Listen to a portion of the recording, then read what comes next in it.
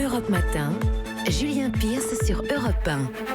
6h15 sur Europe 1, il manque des pilotes dans l'avion. C'est le constat qui inquiète les compagnies aériennes confrontées à une pénurie de pilotes. Bonjour Geoffroy Bouvet. Bonjour. Merci d'être avec nous dans ce studio de Si Bon Matin. Vous êtes commandant de bord et par ailleurs président de l'APNA, l'association des professionnels navigants de l'aviation. Geoffroy Bouvet, première question, pourquoi manque-t-on aujourd'hui de pilotes ? Parce qu'on manque de pilotes parce qu'il y a une croissance considérable du transport aérien. Alors, cette croissance est d'environ 3% par an, d'une façon linéaire en Europe, mais elle est à 9 ou 10% en Asie. Et donc, le besoin estimé par Airbus et Boeing pour piloter les avions qu'ils ont déjà vendus, c'est plus de 650 000 pilotes sur 20 ans, c'est-à-dire 30 000 pilotes par an, ce qui est à peu près le double des capacités des écoles de formation de pilotes. Mais c'était pas anticipable, cette croissance, elle n'est pas nouvelle du secteur aérien. Tout ça n'était pas anticipable par les compagnies aériennes et les instituts de formation ? Alors, c'est là la difficulté, c'est que qui doit investir dans les écoles de formation.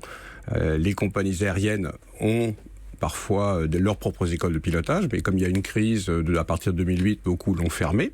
Air France n'a pas embauché entre 2008 et 2017, pendant 9 ans, donc leur école de formation s'est arrêtée.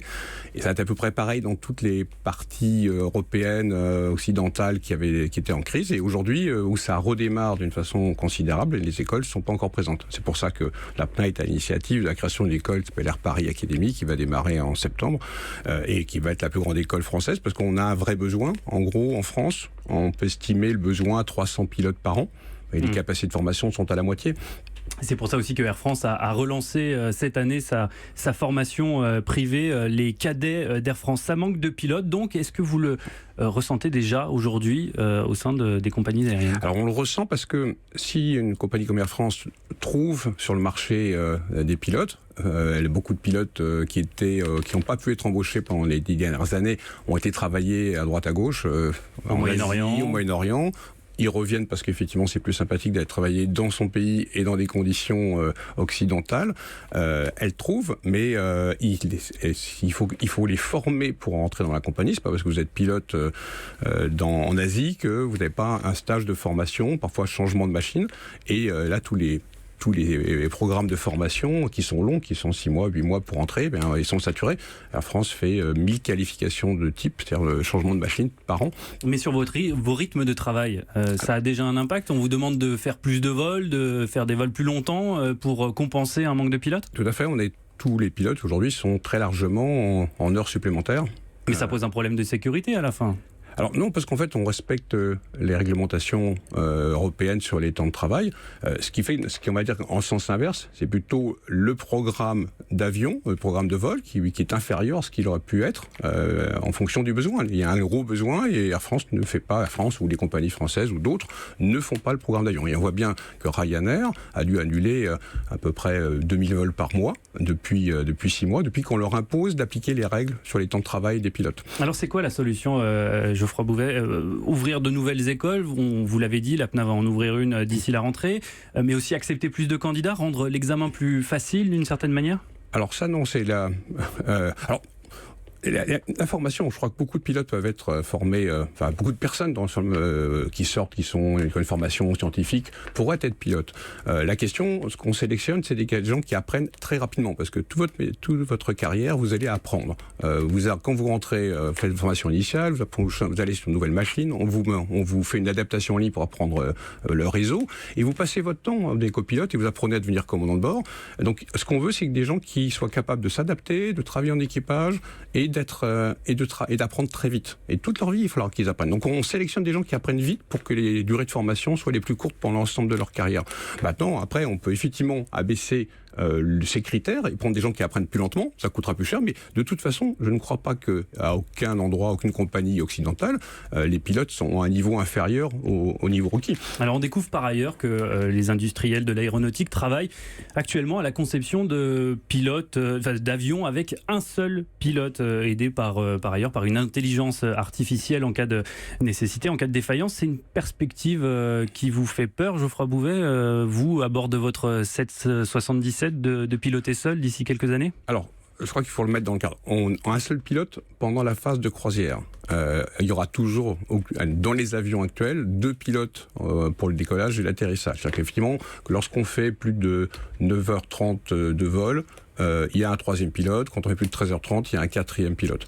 Donc effectivement, il y a les constructeurs imaginent quand on aura développé tous les systèmes de communication qui ne sont pas encore en place et qui prendront à mon avis encore 10-15 ans ou 20 ans pour arriver sur le réseau international, on aura un pilote pendant la phase de croisière.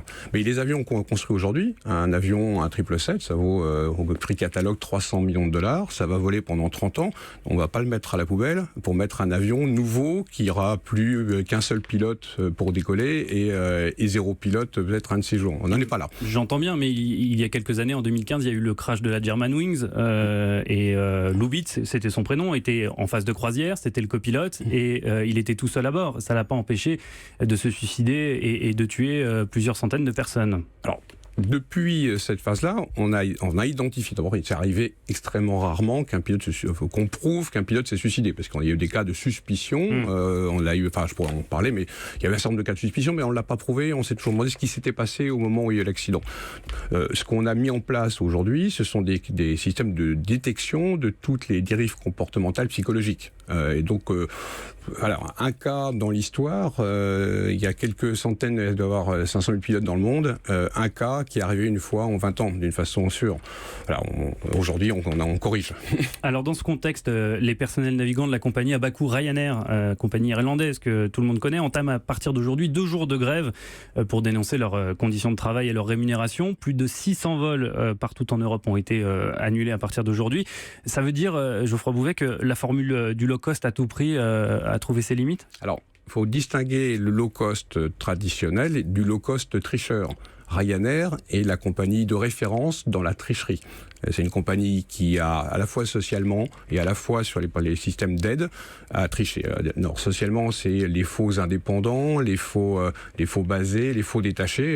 Et le président Macron s'en est très occupé des faux détachés qui sont censés habiter en Espagne, en Irlande et qui en fait habitent en France et qui ne payent pas la sécurité sociale et les charges. Il y a sur Ryanair, jusqu'à il y a une période très courte, jusqu'à il y a 6 mois, les pilotes, quand vous étiez embauché chez Ryanair, vous n'étiez pas embauché. Vous arriviez là-bas, on vous a sélectionné. Maintenant, vous êtes gestionnaire d'une société qui est basée... Vous êtes auto-entrepreneur. Vous êtes auto-entrepreneur et vous allez nous facturer vos prestations. Et donc, si un jour vous n'êtes pas gentil, eh ben, on ne vous programme plus en vol. Et vous n'êtes plus prestataire. Donc depuis que l'Europe a commencé à s'en occuper, qu'on leur applique les flight limitation, les temps de travail limite, Ryanair maintenant se met à embaucher ses salariés, donc ils ont des droits sociaux et ils peuvent les faire valoir. D'où cette grève. Merci Geoffroy Bouvet d'avoir été mon invité sur Europe 1. Je rappelle que vous êtes commandant de bord et président de l'association des professionnels navigants de l'aviation. À bientôt et bon vol. Europe.